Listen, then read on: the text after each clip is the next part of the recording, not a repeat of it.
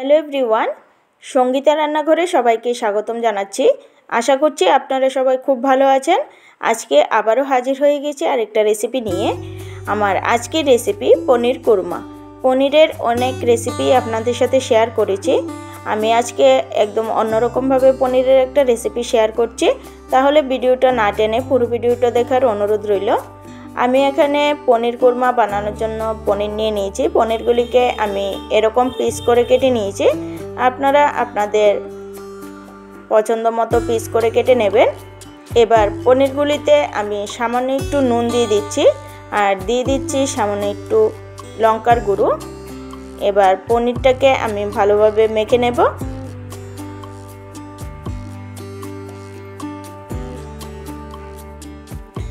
পনিরটাকে আমি ভালোভাবে মেখে নিয়েছি। এবার এগুলিকে একটা সাইডে রেখে দেব। এদিকে কড়ার মধ্যে দিয়ে দিচ্ছি পরিমাণ মতো সর্ষের তেল।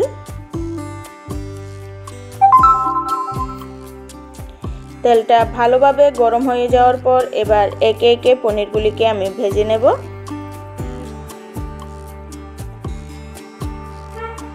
পনিরগুলিকে আমি হালকা করে ভেজে নিচ্ছি, বেশি ভাজবো না, নাহলে শক্ত হয়ে যাবে। পনিরের এক পিঠ ভাজা হয়ে যাওয়ার পর অপর পিঠটাকেও আমি উল্টে নেব।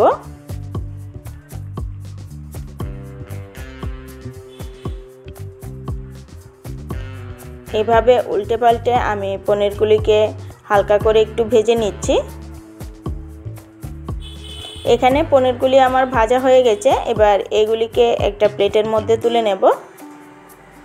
এবার একই তেলের মধ্যে বাকি পনিরগুলিকেও আমি একইভাবে ভেজে নিচ্ছি।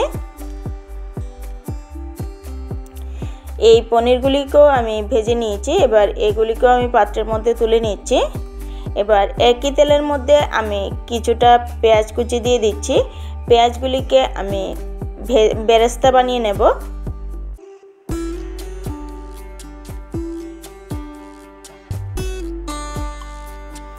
পেঁয়াজটাকে আমি লাল লাল করে ভেজে নিয়েছি। আমার পেঁয়াজের বেরেস্তা একদম রেডি। এবার এগুলিকে আমি একটা পাত্রের মধ্যে তুলে নিচ্ছি।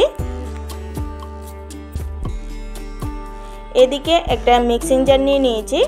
মিক্সিং জারের মধ্যে দিয়ে দিচ্ছি কয়েক টুকরো আদা, দিয়ে দিচ্ছি 6 থেকে 7টা কাঁচা লঙ্কা, দিয়ে দিচ্ছি টুকরো করে নেওয়া টমেটো। আমি একটা টমেটোকে ছোট ছোট টুকরো করে মিক্সিংতে দিয়ে দিয়েছি। দিয়ে দিচ্ছি জিরে গুঁড়ো আর কালারের জন্য দিয়ে দিচ্ছি কাশ্মীরি লঙ্কার গুঁড়ো। এবার সবগুলিকে একটা মিহি পেস্ট বানিয়ে নিচ্ছি। এবার একই মিক্সিং জারে আরেকটা মশলার পেস্ট বানিয়ে নেব। তো তার জন্য দিয়ে দিচ্ছি পেঁয়াজের বেরেস্তাগুলি। এবার এর মধ্যে দিয়ে দিচ্ছি টক দই। এখানে আমি 2 চামচ টক দই দিয়েছি। আর দিয়ে দিচ্ছি 6 থেকে 7টা কাজু বাদাম। আমার টক দইটা অনেকটাই টক, তাই সামান্য একটু চিনি দিয়ে দিলাম। এবার সবগুলিকে একদম মিহি করে একটা পেস্ট বানিয়ে নেব। এবার চলে যাচ্ছি মূল রান্নায়। আমি একই তেলের মধ্যে আবারও সামান্য একটু সর্ষের তেল অ্যাড করে দিচ্ছি। এবার সর্ষের তেলটা ভালোভাবে গরম হয়ে যাওয়ার পর ফোড়নে দিয়ে দিচ্ছি গোটা গরম মশলা। গরম মশলাটা ভাজা হয়ে যাওয়ার পর দিয়ে দিচ্ছি জিরে। এবার জিরে আর গরম মশলাটা থেকে সুন্দর একটা গন্ধ বেরোলে এর মধ্যে দিয়ে দিচ্ছি পিষে রাখা মশলাটা। এবার এর মধ্যে দিয়ে দিচ্ছি পরিমাণ মতো নুন আর দিয়ে দিচ্ছি হলুদ গুঁড়ো। এবার সবগুলিকে ভালোভাবে মিশিয়ে আমি মশলাটাকে 2 মিনিটের মতো কষিয়ে নেব।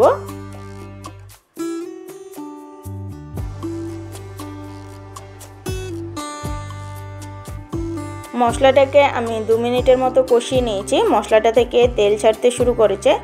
এবার এর মধ্যে দিয়ে দিচ্ছি পেঁয়াজ আর টক দই কাজু বাদামের পেস্ট। এবার মশলাটার সাথে ভালোভাবে মিশিয়ে সবগুলিকে আবারও 1 মিনিটের মতো কষিয়ে নেব। আমি সবগুলিকে 1 মিনিটের মতো কষিয়ে নিয়েছি। দেখুন মশলাটা থেকে কি সুন্দরভাবে তেল ছাড়তে শুরু করেছে। এবার এর মধ্যে দিয়ে দিচ্ছি যে বাটিতে আমি টক দই আর কাজু বাদামটা পিষেছিলাম, সেই বাটিটা দিয়ে সামান্য একটু জল দিয়ে দিলাম। এবার ঝোলটা খুব সুন্দরভাবে ফুটে উঠেছে। এবার এর মধ্যে দিয়ে দিচ্ছি কসুরি মেথি। এবার কসুরি মেথিটা দিয়ে ভালোভাবে ঝোলটার সাথে মিশিয়ে নেব।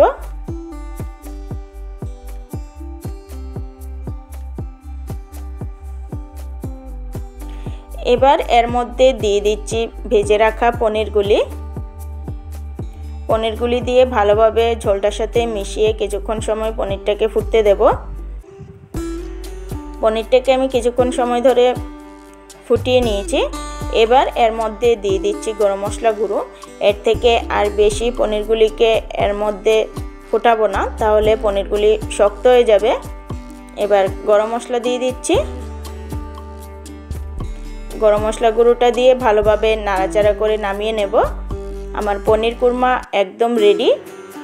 এটা আপনারা রুটি, পরোটা, ফ্রাইড রাইস সব কিছুর সাথে এটাকে খেতে পারবেন। আমার আজকের এই ভিডিওটা কেমন লেগেছে অবশ্যই কমেন্টে জানাবেন। যদি ভালো লেগে থাকে একটা লাইক করে দেবেন। আমার চ্যানেলটাকে সাবস্ক্রাইব করে আমার পাশে থাকবেন।